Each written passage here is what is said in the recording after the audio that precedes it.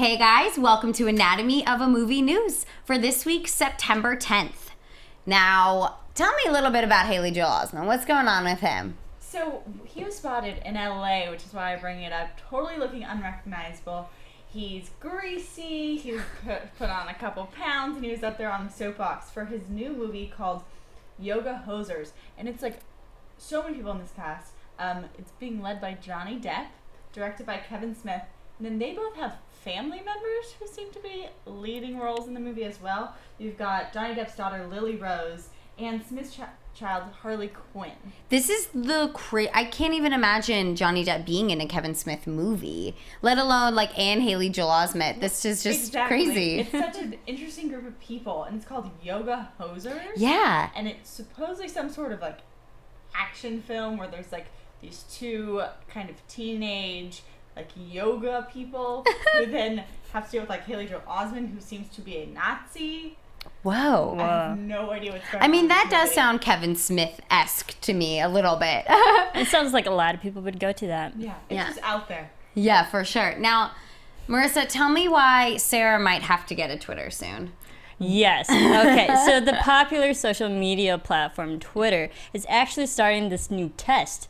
They're pretty much beta testing focus groups right now.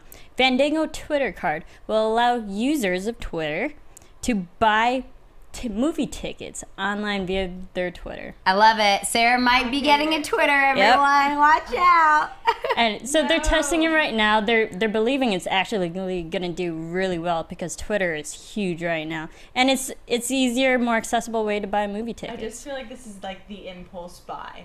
Twitter's gonna be the most easy way to Yeah. do you remember when online shopping took off and people were I just bought 50 shirts? Oh, I had to stop a roommate from drunkenly buying a $100 Jonas Brothers poster. I am not lying. Wow. I know, you guys. Now it's gonna be on Twitter and people get so But movie tickets aren't so bad. No, movie tickets aren't bad. But yeah, in general, just being ooh, cute, buy. I'm oh no. It could be fun. We'll see. It helps the consumers, and they're expecting it to progress to selling Blu-rays and DVDs this way too. Sweet. Yeah. That's awesome. Well, moving back more to movies instead of Twitter, which I'm going to run away from. Ben Affleck is coming out with another directorial, not even debut anymore, because now he's just shelling him out. Yeah. This one's called Live by Night. And so he's obviously busy doing Batman vs. Superman, but this is a whole new angle. It's a period piece. It seems to have a little bit of crime involved, and he's just cast not one, not two, but 3 leading ladies. Dang. Wow. You have, and all were huge movies. You've got Zoe Saldana, who just did Guardians of the Galaxy. You have Elle Fanning, who did Maleficent. And then who else? Sienna Miller, yeah. So, I love her. She's amazing. Exactly. Such strong, beautiful women.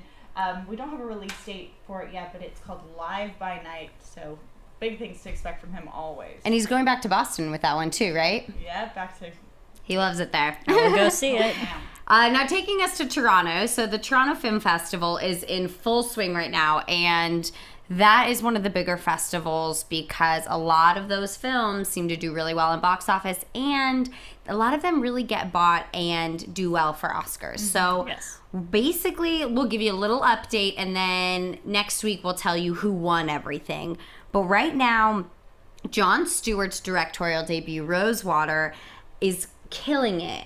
He got a standing ovation, which is rare for a film festival. And then Reese Witherspoon, who is playing Cheryl Strait in Wild, which is the adaptation from the book, she is apparently doing really well too, which I'm pleasantly surprised because after reading the book, I didn't think she would be great in that film because she's got to get down and dirty, and apparently she really does, and she's getting great reviews. I've heard that it's really raw, and on top of that, you mentioned standing ovations. I heard that she even got 2. Wow. That's amazing. She's in Oscar contention talks already, and the big surpriser, I think, is Steve Carell for Foxcatcher, which is his drama debut, really, and that's doing really well at Toronto, and everybody's talking Oscar contention for that as well. And Channing Tatum and Mark Ruffalo are also in that. And so, so we'll just keep you guys updated with all of the Toronto Film Festival stuff. And next week we'll let you know who all the winners are, because the festival does run through September 14th. So we have a few more days. And then the Venice Film Festival, wrapped up. And the big winner, which is the Golden Lion, went to a pigeon set on a branch, reflecting on existence. Which that's a title. It is Yes. a title, and so that one I think will be interesting. Who knows how well it will do in box office, but the Venice Film Festival is always interesting. And Girls, Adam Driver, he surprised everyone and he won Best Actor. And if you guys want to see all the winners from the Venice Film Festival, check them out below. We'll have them down here for you. So film festivals are still in full swing right now, which is really exciting. I wouldn't even say they're in full swing. I think that they've just exploded. I feel like every week we're talking about one that's finished or one that's coming up or a new one that's coming out in China. They're taking over. Mm-hmm. I love Film Fest, and now that the summer is winding down, we have something more to look forward to. Yeah, because the box office isn't as crazy as it was over the summer. And speaking of box office, this week, Guardians of the Galaxy is still number 1, and it still has 92% on Rotten Tomatoes, which is incredible.